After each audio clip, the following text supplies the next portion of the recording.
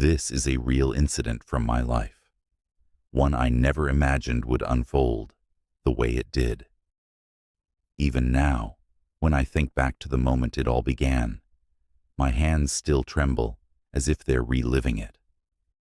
It started with the cold slam of a wooden door and the sight of my daughter's wedding invitation, my own daughter, addressed to everyone but me. The envelope sat on my kitchen counter, like a taunt, cream-colored with elegant silver script, announcing the union of Rachel Marie Carter and Jonathan Blake. Yet nowhere not, in the carefully worded lines or embossed seal, was there a mention of her father. I had been erased deliberately surgically, as though I were a stain they needed to cover. The wedding was set in Charleston, South Carolina, at the French Huguenot Church, a place I knew well from my years of raising Rachel nearby. And now, as I stared at the invitation, it hit me, my ex-wife. Diane had succeeded in her long campaign to turn my own child against me. I wasn't just unwelcome. I had been rewritten out of existence. If you genuinely enjoy our stories, please subscribe to the channel. Tell us where you're from and what time it is right now. It's always fascinating to know how far our story flows, I suppose. To understand how I reached the point where I became both judge and ghost. You need to know the history, the cracks in the walls before the house collapsed. Diane and I met in Columbia in the late 70s, when I was still in law school at the University of South Carolina. She was magnetic, a woman who knew how to make every man in a room orbit her, like she was the sun. I was ambitious but awkward, the first in my family to pursue law, carrying the weight of every sacrifice my parents had made. She loved my drive, she said, and I mistook that admiration for love itself. We married in '79 and had Rachel in '82. For the first few years, I believed in the picture we presented, the tidy suburban home in Mount Pleasant barbecues, with neighbors, Sunday mornings at First Scots Presbyterian. But beneath that image, Diane had already begun her slow rewriting of me. She called it protecting Rachel from disappointment. If I missed a school play because of a trial, Diane whispered to our daughter that her daddy cared more about strangers than his own family. If I raised my voice during an argument, Diane told Rachel I was unstable, dangerous, even. By the time Rachel was 12, I was no longer dad. I was him. The divorce in 1997 was brutal. South Carolina courts back then leaned heavily in favor of mothers, and Diane knew exactly how to wield her charisma. She painted me as a workaholic with a temper dangerous to the stability of our daughter. Despite my clean record, despite witnesses who vouched for me, I watched the gavel fall and custody land squarely in her lap. From then on, I became the visitor. Supervised holidays, limited phone calls, a father only on paper. Each year, Rachel drifted further from me until birthdays became silent and holidays were answered with excuses. Eventually, she stopped returning my calls entirely. But life has a way of circling back in cruel, ironic loops. I built my career, quietly climbing the rungs of the legal system, while my personal life remained in ruins. By the time I turned 71, I had retired once, already only to be pulled back into service as a senior judge in the Charleston County Courthouse. It was meant to be temporary, a favor to old colleagues I didn't know. Fate was drawing me into the most personal trial of my life. The case landed on my docket in the spring of 2024. It was a civil dispute and inheritance battle involving the estate of a wealthy businessman from Hilton Head. When I opened the case file, my heart stalled. The plaintiff's representative was none other than my ex-wife, Diane, and the primary witness listed was Rachel. For a moment, I thought it was a mistake. Surely fate wouldn't be so cruel. Yet there it was, black and white. The very people who had erased me from their lives now stood before me, their future entangled in my judgment. When they entered the courtroom for the first hearing, I don't think they recognized me immediately. My hair was grayer, my posture more rigid from years behind the bench. But when Diane's eyes locked on mine, I saw the flash of recognition followed by something else. Fear. Rachel, on the other hand, avoided looking at me altogether. As the proceedings began, I kept my composure. Judicial neutrality, the very core of my profession, demanded it. But inside, I was burning. Every word they spoke, every smug argument Diane made, every cold glance. Rachel refused me, fueled the fire of decades-long humiliation. They had erased me from family, from memory, from identity. Now, unknowingly, they had placed themselves in my courtroom. I listened silently, taking note of every inconsistency, every exaggeration Diane tried to pass off as fact. My colleagues always said I had a talent for spotting liars, but this time it was personal. Yet beneath my professional calm, a storm brewed. This wasn't just about the case. This was about years of stolen birthdays, unanswered letters, the empty chair at my daughter's graduation. This was about a father who had been erased and who now had the power to write the final chapter. And so, while I banged the gavel and declared the first recess, I already knew I would not simply preside. I would plan. I would unravel them. Not with anger, but with the very justice they once used against me. What they didn't know, what they couldn't possibly imagine, was that this trial would become their undoing. I barely slept that night after the first hearing. The image of Diane, standing at the plaintiff's table, her hair still impeccably styled, like the woman I once knew, but her mouth curling with that same venomous smirk, haunted me. Worse still was Rachel's silence. She had sat in the witness gallery, stiff-backed eyes fixed anywhere but me. My own daughter, whom I once rocked to sleep in a nursery, painted yellow, with hand-drawn suns on the walls, now pretended I didn't exist. Lying in bed, the ceiling fan slicing shadows across the room, I thought about the irony. For years, they had treated me as irrelevant, erased me from Rachel's milestones, her wedding, even her life. And yet now their fortunes, their reputations, even their financial survival might hinge on the judgment of the man they had erased. But this wasn't about revenge, at least not yet. This was about justice.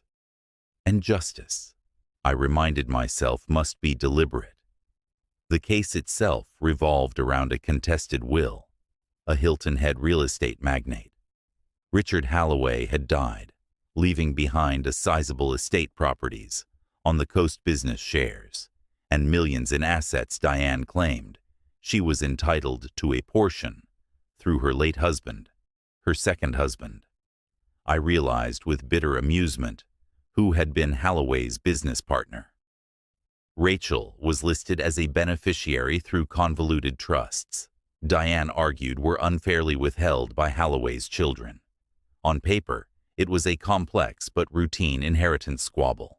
In reality, it was a performance stage, and Diane had always been a master actress.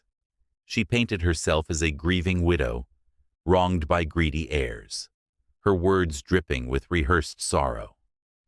Rachel, meanwhile, was meant to be her supporting pillar, a respectable witness to bolster Diane's credibility. But I knew better.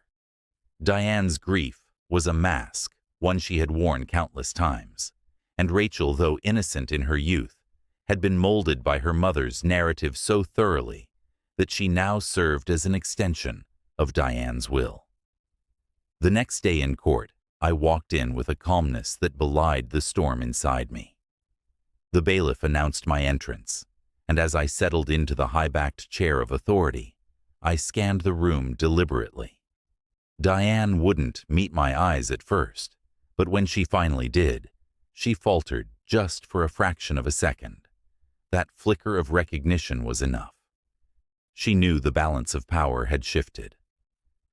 Rachel sat at her mother's side, dressed in a tailored navy suit, her dark hair pinned neatly. She looked older than the child I remembered, of course, but her features were still achingly familiar. Her jawline mean, her eye sockets filled with joy when I entered a room, now hardened cold. The attorneys began their arguments, but I barely heard them. My attention was fixed on Rachel, trying to find the smallest crack in her facade. Would she glance at me? Would some buried memory steer a Christmas morning, a bedtime story, a hand held while crossing King Street downtown? But she never looked. Not once I forced myself back to the case.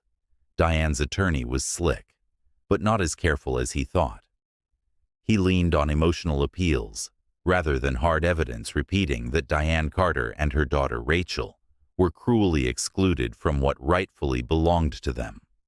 I asked pointed questions, each one cutting through his rhetoric. His answers faltered under scrutiny. Diane's lips tightened. By midday, the courtroom buzzed with unease. Reporters had begun trickling in. Inheritance cases involving local elites always drew attention, but I suspected they also smelled something else. The quiet tension between judge and litigant, something they couldn't yet name. That night I opened an old box in my study. Inside were relics of the years Diane had stolen from me. Birthday cards returned, unopened photographs of Rachel, at 6, at 10, at 15, each one showing me only from a distance. There was a letter I had written Rachel on her high school graduation day, never delivered. I read it now. My own handwriting. Foreign after so many years. I love you more than words, Rachel. No matter what you've been told, no matter how far we are, I will always be your father. The paper shook in my hand. The injustice of it all pressed so heavily on my chest I thought I might choke. But then I remembered Diane had erased me before. This time, I had the pen.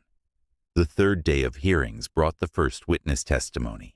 Diane herself took the stand. Watching her raise her right hand, swearing to tell the truth, was almost comical. I had lived through decades of her lies. Truth to Diane was whatever served her best. She spoke eloquently, recounting her deep bond with her late husband and her supposed contributions to his business dealings. She painted herself as indispensable, her voice trembling with rehearsed vulnerability. But when I asked her a series of procedural clarifications, dates of contracts, specifics of business decisions, her answers grew shaky. She hedged, she deflected. I didn't show it outwardly, but inside, I catalogued each misstep. Then came Rachel. When she approached the stand, I felt my chest tighten. She didn't glance at me, not even in passing. Her oath was steady, her posture perfect. The little girl who once ran barefoot across Isle of Palms Beach, clutching seashells, was gone. In her place stood a woman forged by Diane's narratives. Her testimony was measured. She spoke of her stepfather, Diane's late husband, as a generous man who had treated her like his own. She claimed he had promised she would be cared for, that the estate division excluding her was a cruel oversight. Her voice never wavered, but I listened closely. Promises made in passing were not the same as contractual obligations, and Rachel, for all her poise, leaned heavily on, he said, rather than verifiable proof. Still hearing her speak so passionately, not only erasing me but replacing me with another man. In her version of family was a knife to the gut. I clenched my gavel so tightly, I thought the wood might splinter. The attorneys finished their questioning, and I thanked her with the same even tone I gave every witness. But when she stepped down, I caught something, just the faintest hesitation, in her walk. It was as if, for the briefest moment, she considered looking my way. She didn't, but that pause gave me hope. The courtroom emptied after adjournment, but I stayed behind, staring at the empty witness chair. For years I had been powerless. I had watched from the sidelines as my role was stolen. Now here I was, seated in the very symbol of power, while they stood exposed before me. But power I knew was fragile. I couldn't misuse it. If I let revenge blind me, I'd lose the very justice I wanted to wield. I needed to be precise. I needed to let Diane bury herself with her own arrogance. Let Rachel see the cracks in her mother's empire. That night, I began drafting meticulous notes, cross-referencing Diane's testimony with public records, real estate contracts, tax filings, partnership agreements. Many were accessible in Charleston's archives, and as I dug, I found the first thread discrepancies in dates Diane had given. If pulled carefully, that thread could unravel her entire claim. I leaned back in my chair, exhaustion creeping in, but for the first time in decades, I felt a sense of purpose burn through me. This wasn't just a case anymore.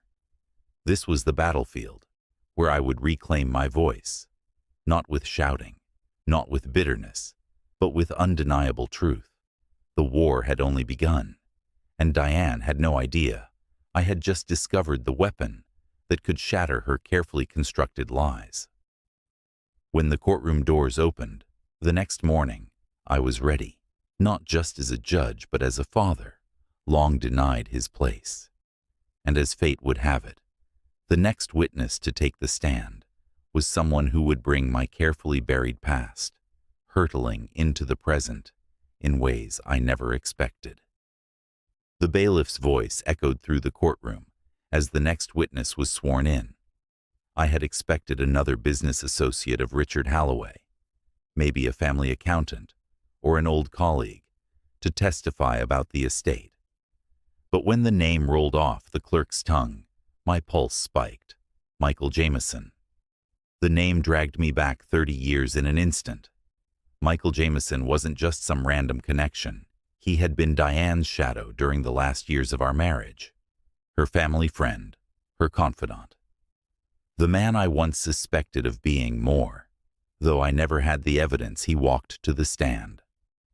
Slowly, a man in his late 60s now, with thinning hair and a paunch that spoke of decades of comfort.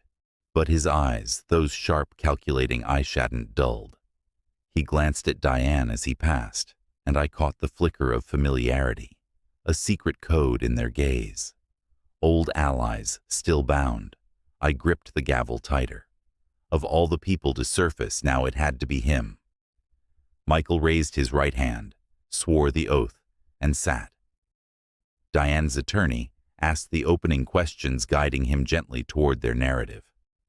Michael testified that he had worked alongside Richard Halloway, that he knew the deep friendship between Richard and Diane, that he'd personally heard Richard express intentions to provide for Rachel as though she were his blood. His words slid smoothly rehearsed. He painted a picture of generosity, of promises that stretched beyond legal contracts. Diane watched with a serene smile, her hands folded, her performance complete. Rachel's face was unreadable, but I noticed how intently she followed his words, like scripture confirming the gospel her mother had long preached. I let the attorneys move through their script, but when it came time for judicial questioning, I leaned forward. "Mr. Jameson," I said evenly, my voice carrying through the chamber. "You stated that Mr. Halloway expressed intentions toward Ms. Carter and her daughter. Could you provide specific dates for these conversations?" Michael hesitated just slightly. He can't recall the exact dates, Your Honor. But it was during the early 2000s, tens many occasions, approximate dates. Then I pressed month-year context of the conversation. He shifted in his seat. "Well, I remember one in 2011, after a board meeting. He said Rachel was like a daughter to him." I nodded slowly. And were you present for any formal documentation of this intent? Wills, trusts, amendments? No. Not formal. He admitted, but verbal assurances were clear. The courtroom buzzed faintly at that verbal assurances, worthless in probate disputes. Diane's jaw tightened. She must have known I'd slice through vague recollections like a scalpel. I dismissed him back to cross-examination, but my mind burned. Here he was, the man who had hovered around Diane as she dismantled my life. Now he was back playing witness to her new con. And though I couldn't expose our past in court, I could damn sure unravel him with facts. That evening, I went home restless. I pulled out the files again, cross-referencing Michael's statements with the estate records. Something felt off. His timeline didn't align. He spoke of board meetings in 2011, but Holloway's documented business partners from that period didn't include him. I called an old colleague still in Hilton Head's circuit. By midnight, confirmation arrived.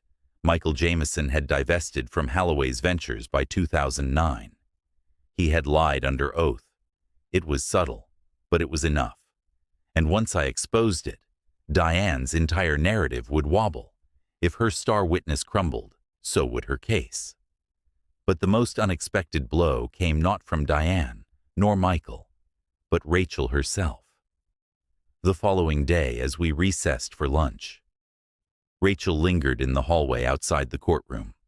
I stepped out moments later, flanked by clerks, when I felt her presence before I saw her. She stood by the marble column, arms crossed, gaze finally locked on me. It was the first time in decades she had looked at me directly. My throat tightened. "Judge Carter," she said formally. Her voice clipped. I stopped Rachel. The word escaped before I could contain it. Just her name spoken like a prayer. I'd waited years to say aloud. Her lips pressed thin. "You shouldn't be presiding over this case. It's a conflict of interest." I searched her face for anything, softness, recognition, but found only steel. "If you feel that way, you're entitled to file a motion for recusal. Has your counsel advised you to do so?" Her jaw tightened. "No, but I will." I nodded, trying to remain steady though my chest ached. "That's your right." For a moment silence stretched between us. Then softer she asked, "Why are you even here, after all these years?" The question sliced deeper than any courtroom challenge. My voice caught, but I steadied it. "Because this is my duty. Because justice matters. Even now." Her eyes flickered, something between anger and confusion. But then she turned sharply, heels clicking against the marble floor, leaving me with the ghost of a daughter I barely knew anymore. That night I wrestled with guilt. Was she right? Should I step aside? A father judging his estranged family. It was messy, complicated, dangerous. But I also knew stepping aside would hand Diane a victory. And worse, it would cement Rachel's belief that I was weak, that I could be erased again. No, not this time. The fourth day in court was electric. Reporters packed the gallery, now sensing drama.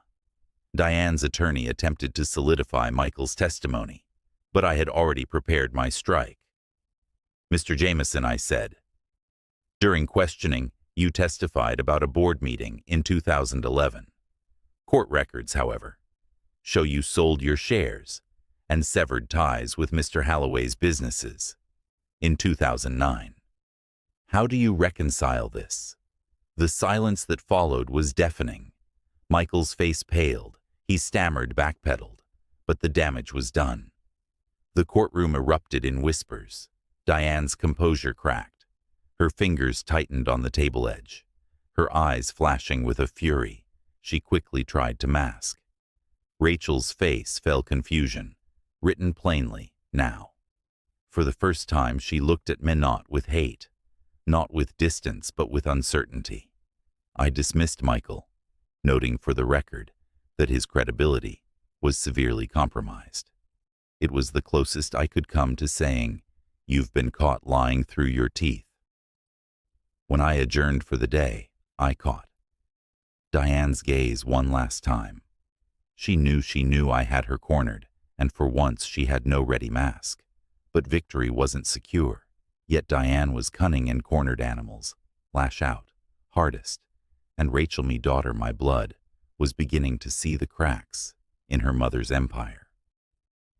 Whether she would turn away from it or cling to it, even tighter, remained the question that gnawed at me through the night.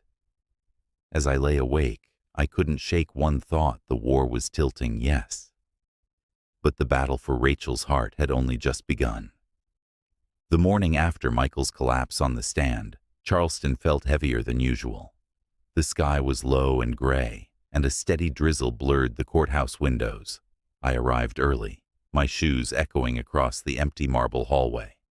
For decades I had dreaded entering courtrooms when my personal life collided with my professional one. Now I stood in the very heart of it. Diane arrived late, flanked by her attorney and Rachel. She carried herself with the same swagger she always had, though I saw the tremor in her hands as she adjusted her pearl necklace. She was furious, but she wouldn't show weakness. Not Diane. When the bailiff called the session to order, I noticed the gallery was packed. Reporters, spectators, law students hungry for drama. The case had become a local sensation. The senior judge presiding over a case involving his ex-wife and estranged daughter. Rumors swirled, but I ignored them. Diane's attorney wasted no time. "Your Honor," he said smoothly, "we are filing a motion for recusal. We believe your involvement in this case constitutes a conflict of interest. Given your prior marriage to Ms. Carter and your relation to her daughter, this trial cannot be considered impartial." The courtroom erupted in murmurs. I felt Rachel's eyes burning into me. I leaned back in my chair, heart pounding, but my voice remained calm. I anticipated this motion. "Do you have evidence to suggest that my rulings thus far have shown bias?" The attorney hesitated. "Not specifically, but the appearance of bias alone is sufficient grounds." I let the silence stretch before answering. Appearance is not enough. The law requires proof of actual bias. My decisions have been based solely on fact and record. If the counsel wishes to appeal at a higher court, that is their right. But until then, this motion is denied. The gavel struck sharp as thunder. The attorney flinched. Diane's lips curled into a cold smile. She wasn't defeated, only regrouping. The hearing moved forward, but the tension was palpable. Every question, every objection, carried the weight of personal history. And then came Diane's retaliation. Her attorney called a surprise witness me. The courtroom gasped. My clerks froze. Even I was stunned for a moment before recovering. "Explain yourself," I said firmly. "Your Honor." Diane's attorney said, "We believe your past conduct is relevant to this case. As Rachel's father and Diane's former husband, your credibility and history with the family must be examined. We request you step down from the bench to testify." It was a brazen move. Improper, even judges don't testify in their own courtrooms. But Diane wasn't aiming for propriety. She was aiming for spectacle. To humiliate me publicly the way she had in private decades earlier. I adjusted my glasses, eyes narrowing. Denied. This is not a custody trial. My history with the parties is not material to the disposition of this estate. If you attempt to bring this line of argument again, I will hold you in contempt. Gasps rippled through the gallery. The attorney sat down quickly, his confidence punctured. Diane's cheeks flushed crimson, her composure cracking. Rachel, though she looked stricken, conflicted, as if for the first time she was questioning the narrative her mother had fed her all these years. The day dragged on, filled with testimony from accountants and estate lawyers. But my mind kept circling back to Diane's attempt to drag me down. She hadn't changed. She was still the woman who weaponized lies and appearances to win, and she'd just shown her hand. She was desperate. That night I dug deeper. I had already uncovered Michael's lies. Now I wanted something bigger, something to end Diane's case entirely. I requested old financial records, pulling strings with colleagues who still owed me favors. Hours later, buried in stacks of PDFs and scanned documents, I found discrepancies in Diane's financial affidavits. She had claimed dependence on her late husband's estate, yet the records showed she had liquidated assets quietly years earlier, assets she never disclosed in court filings. Offshore accounts, wire transfers to the Cayman Islands, and large withdrawals coinciding with Rachel's college years. My breath caught. Diane had been hiding wealth while presenting herself as the wronged widow. If I introduced this into the record, her credibility would shatter completely. But then came the dilemma to use it. I would have to bring Rachel into the storm. The withdrawals linked to tuition payments in her name. Diane had used their secret money trail to pay for Rachel's education at Duke University. If I exposed it, Rachel would be caught in the fallout. I sat there for hours, staring at the evidence torn between justice and fatherhood. What kind of man exposes his daughter's college funding as part of a fraud? And yet, what kind of judge ignores a crime staring him in the face? The next morning, I walked into the courtroom with the documents tucked neatly in my folder. My decision wasn't final, but I was ready. Diane strutted in, oblivious to what I held. Rachel followed quietly, her eyes less certain now, her steps slower. When the session began, Diane's attorney tried to regain control, parading minor witnesses to bolster their case. But the more they spoke, the more obvious it became that their foundation was crumbling. Finally, I could wait no longer. "Counsel," I interrupted before we proceed further. "The court requires clarification on certain financial disclosures." Diane stiffened. Her attorney fumbled. I lifted the documents. Bank records indicate undisclosed assets tied to Ms. Carter. Accounts offshore, significant withdrawals and discrepancies between reported income and actual transfers. Can you explain this, Ms. Carter?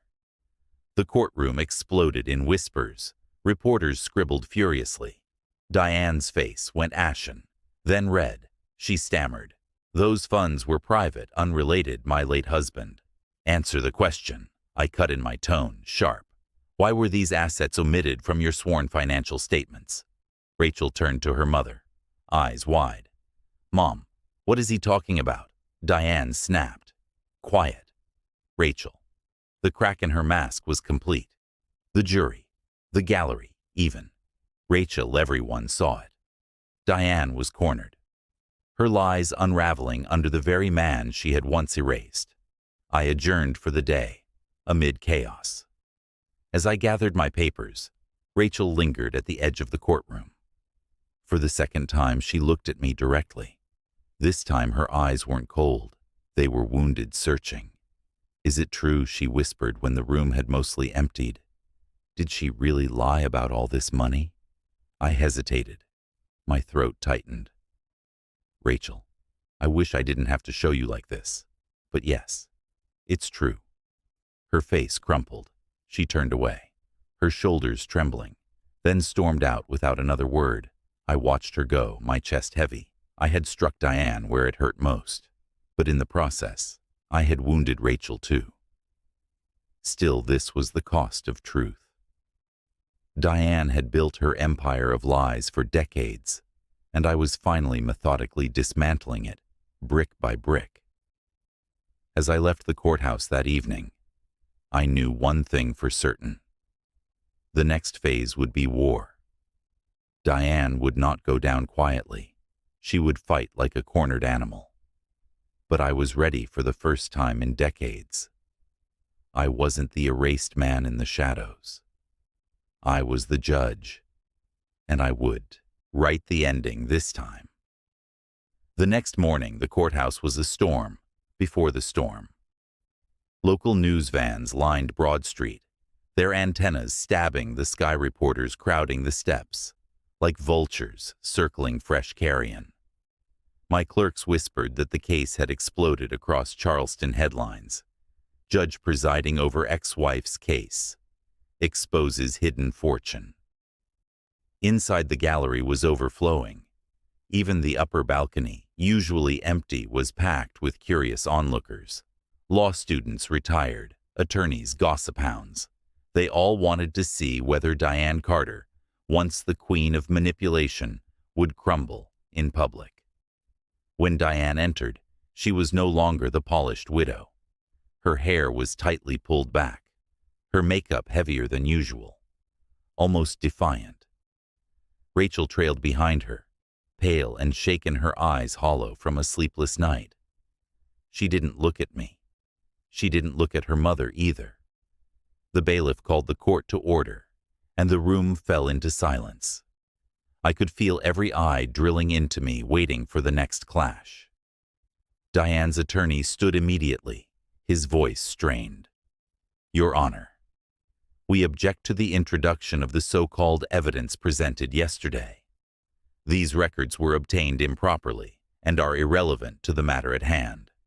This case concerns the estate of Richard Halloway, not Ms. Carter's private finances. I leaned forward.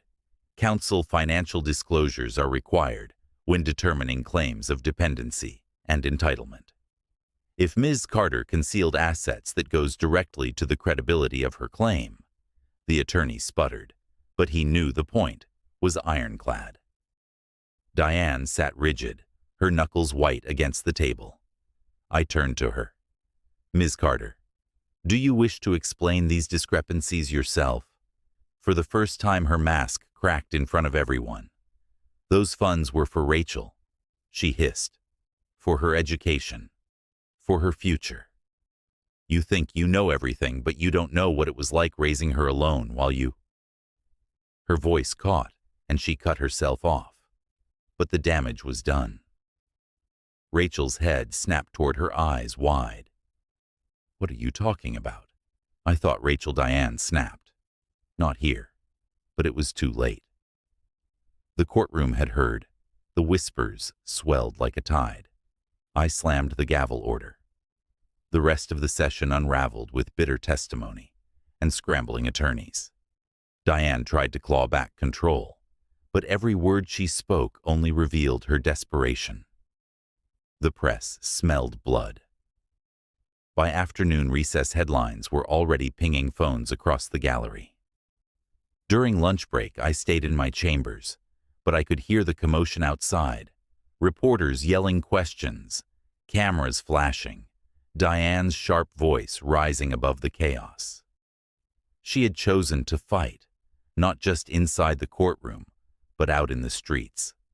I asked a clerk to pull the footage later, and when I saw it, I nearly laughed. Diane stood on the courthouse steps, flanked by her attorney, pointing at the cameras like a politician on the campaign trail. This is nothing more than a vendetta, she declared. My ex-husband has been waiting decades for an opportunity to humiliate me, and now he's using his bench to do it. This is not justice. It's revenge, pure and simple. The crowd gasped. Reporters shouted over one another. Diane thrived in the attention, her voice rising with false righteousness. But then, the cameras caught Rachel in the background, arms crossed, lips tight, refusing to stand beside her mother. That image alone spread like wildfire online. Mother railing, daughter recoiling. By the time court resumed, the air was electric. Every eye darted between us, waiting for fireworks. Diane's fury simmered, but she avoided another outburst. Rachel, though, sat stiff, her eyes darting to me more often now, as though measuring me against the lies she'd been told all her life. The afternoon brought a crucial witness for the defense, one of Halloway's children, Thomas. He was sharp, articulate, and carried the weight of legitimacy. He testified that his father had left clear instructions that Diane's claims were baseless, and that the supposed promises were nothing more than manipulations. As he spoke, Rachel shifted uncomfortably. I could almost see the walls crumbling around her. The fortress Diane had built, brick by brick since Rachel's childhood. I adjourned the court just before dusk. The tension spilling into the humid Charleston air. Reporters swarmed again. But I slipped out through a side exit, exhausted. That night, I poured myself a glass of bourbon and sat on the porch, the cicadas droning in the distance. My hands shook as I raised the glass. I had dreamed of exposing Diane for years, but I never imagined Rachel would be forced to watch her mother unravel like this. A knock pulled me from my thoughts. It was tentative, hesitant. I opened the door and froze. Rachel stood there. Her eyes were red, her hair loose from its pins, her face pale in the porch light.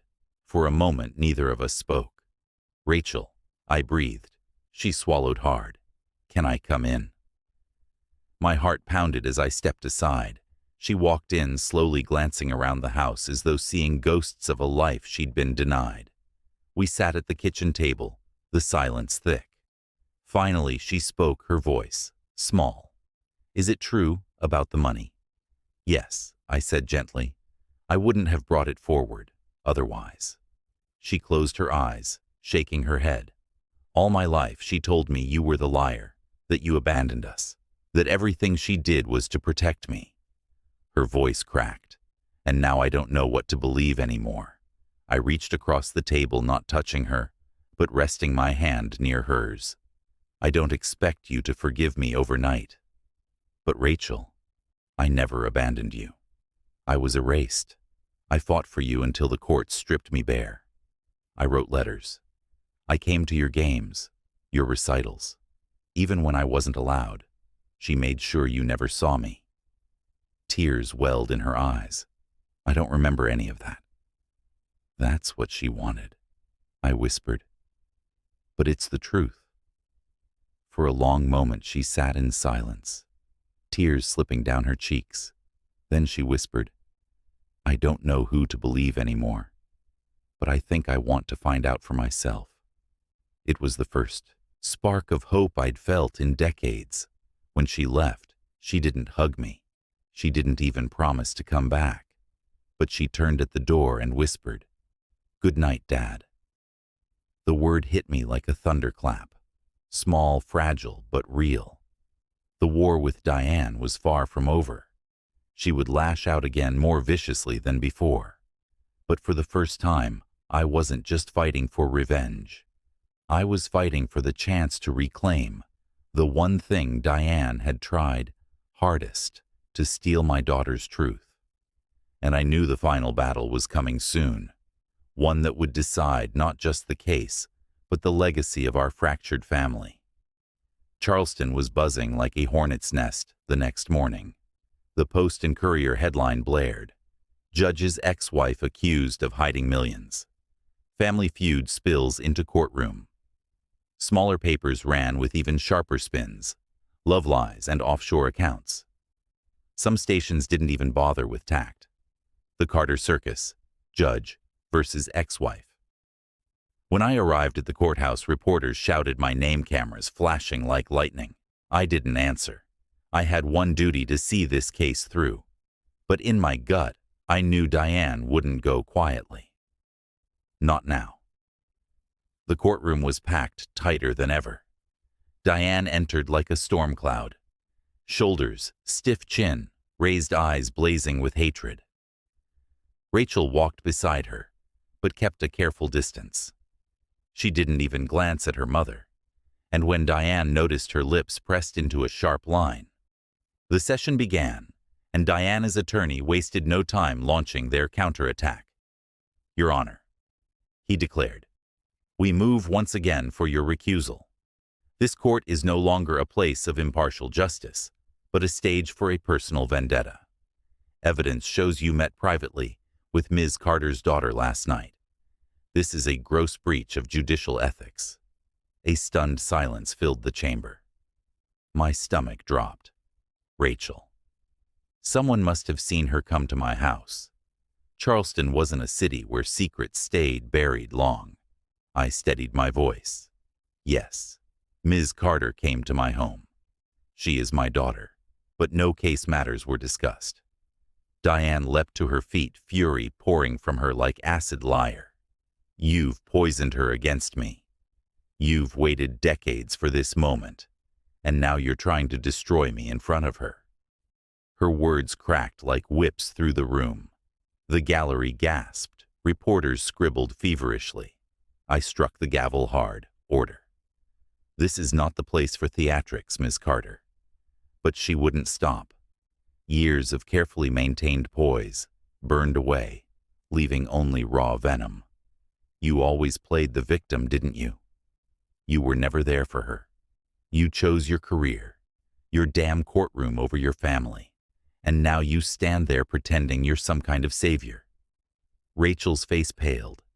She whispered something. Mom, stop. But Diane ignored her.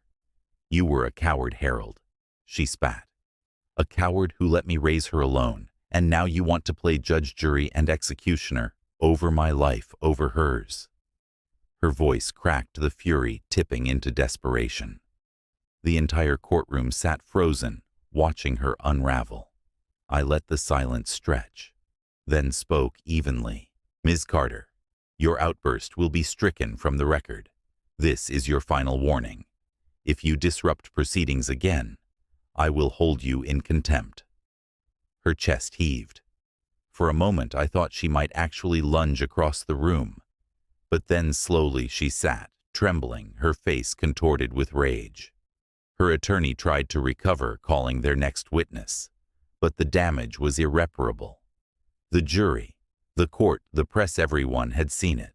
The elegant widow mask was gone. What remained was the woman I had known in private, manipulative, venomous, desperate. Still, I knew she wasn't finished. Diane never lost without blood.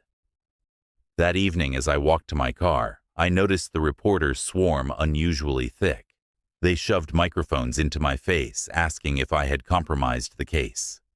If Rachel's late-night visit had influenced my judgment. I kept silent, but unease gnawed at me. By the time I reached home, the ambush had escalated. 2 men in dark suits stood at my driveway, handing me a formal notice.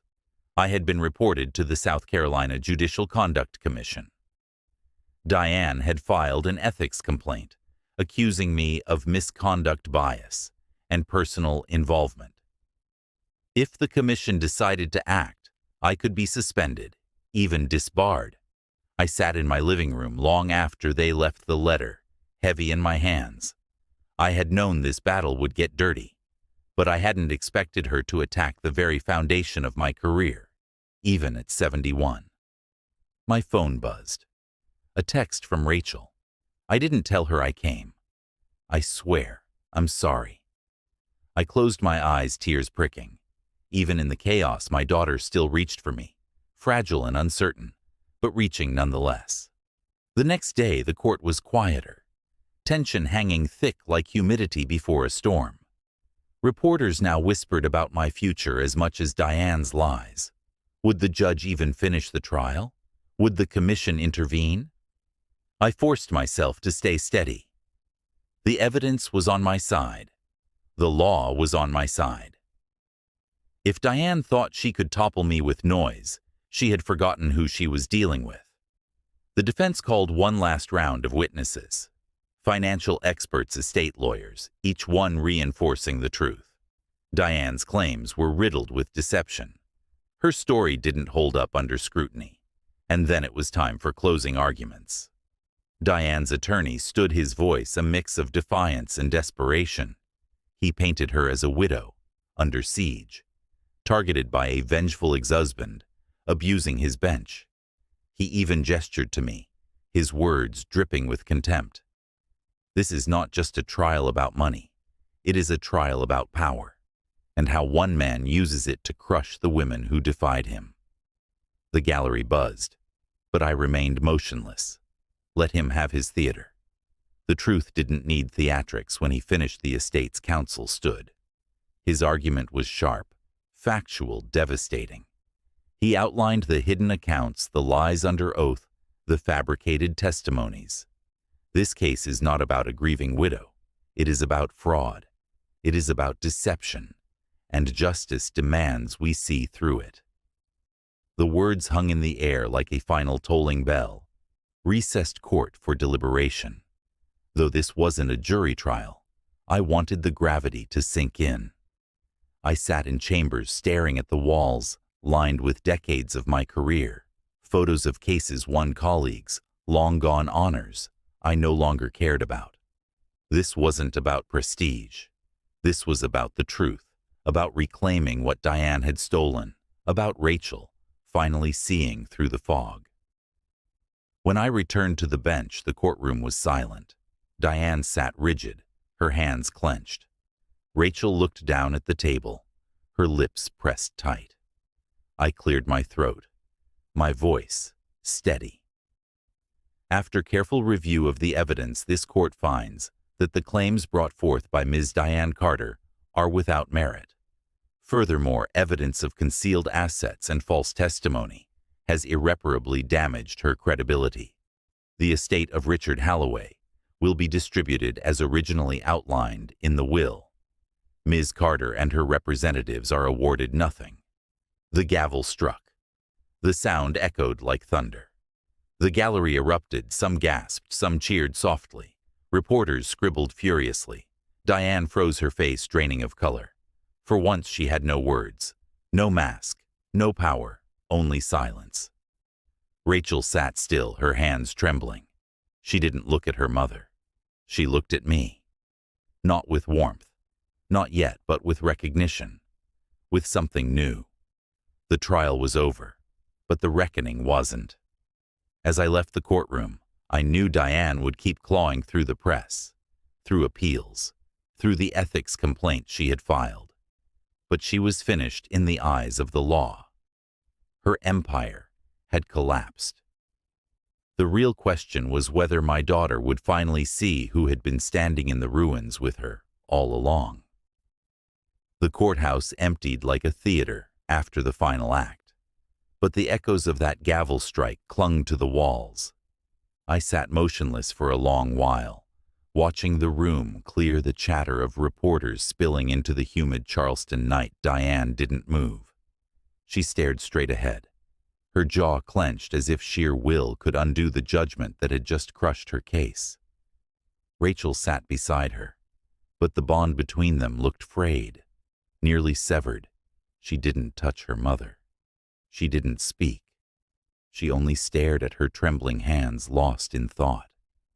Finally, Diane stood her chair, screeching across the tile. She leaned close to Rachel and hissed something I couldn't hear. Rachel's eyes flinched, but she didn't answer. Then Diane stormed out, cameras flashing as reporters swarmed her in the hallway. Rachel lingered. She looked at me across the courtroom. The first time, perhaps ever, she saw me not as a stranger or a ghost, but as the man at the center of it all. Her lips parted as though to say something, but then she lowered her gaze and walked out quietly. I sat back, my chest heavy. The war was won, yes. Diane's lies lay in ruins, her fortune exposed, her credibility shattered. But wars leave scars, and mine was the fragile, uncertain bond with my daughter. The following week was chaos. Diane exploded in the media, accusing me of corruption, bias, revenge. She appeared on local news, framed in soft lighting, clutching tissues she never used, claiming she was a victim of judicial abuse. Some believed her. Many didn't. The Judicial Conduct Commission summoned me. I stood before them, shoulders squared, presenting my record of rulings, my impartial handling of the case, the evidence itself. It was a tense, grueling review, but in the end, they cleared me. No misconduct, no bias. I walked out of that building lighter than I had in years. Diane had lost, not just her case, but her last weapon against me, but victory brought no joy. At night, I sat alone in my house, the silence pressing in. I thought of Rachel's face, her tears, at my kitchen table, her whispered, Good night, Dad. That word still echoed inside me, fragile and precious but unfinished. 2 weeks later, a knock came at my door. When I opened it, Rachel stood there again. This time she carried a small cardboard box.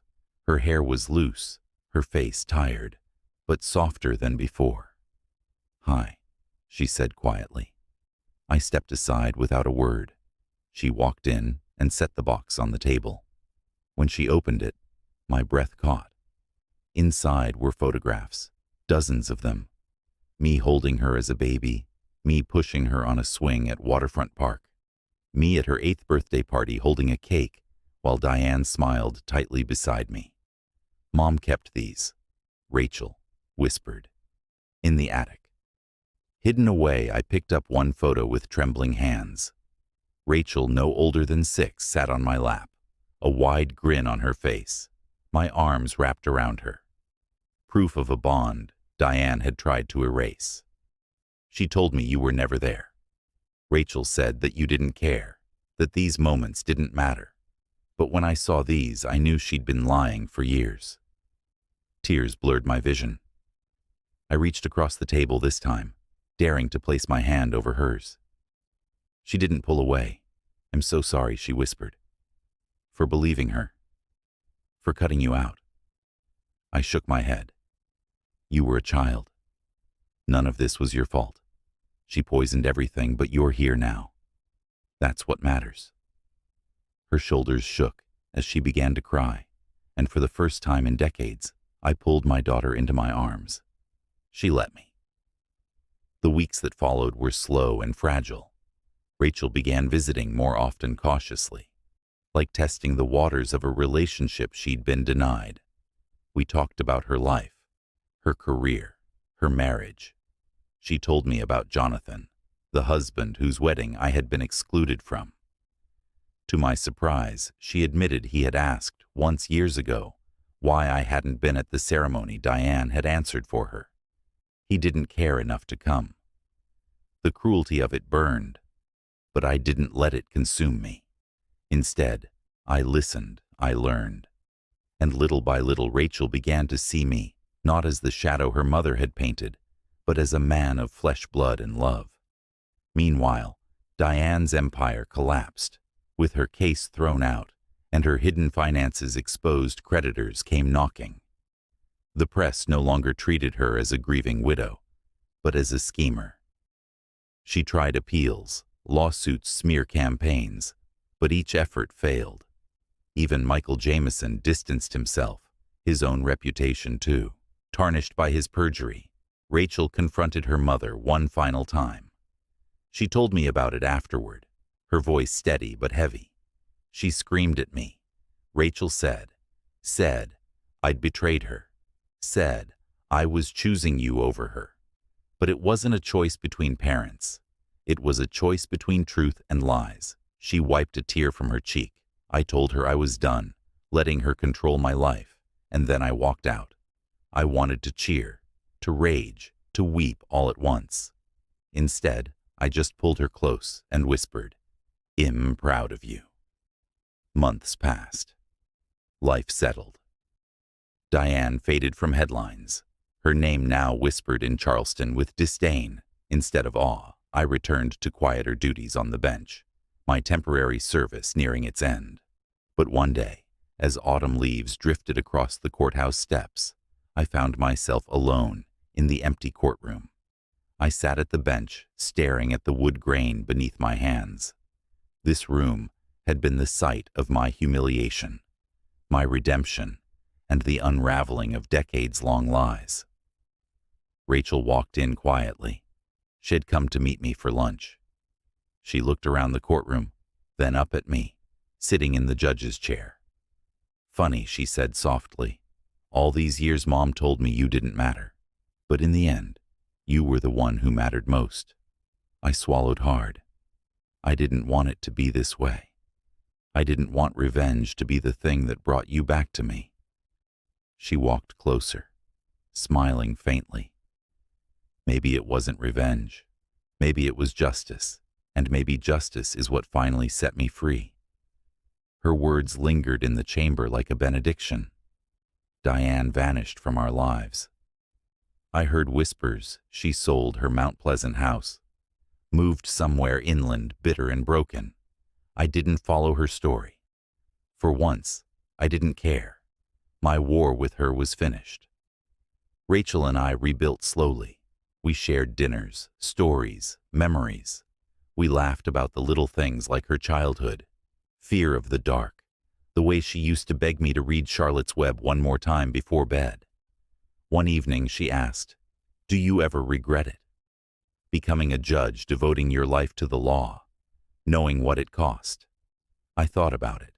The decades lost, the nights alone, the daughter stolen, and then I looked at her sitting across the table. Finally mine again. "No," I said softly, because in the end it gave me the one thing I thought I'd lost forever. Her eyes shimmered.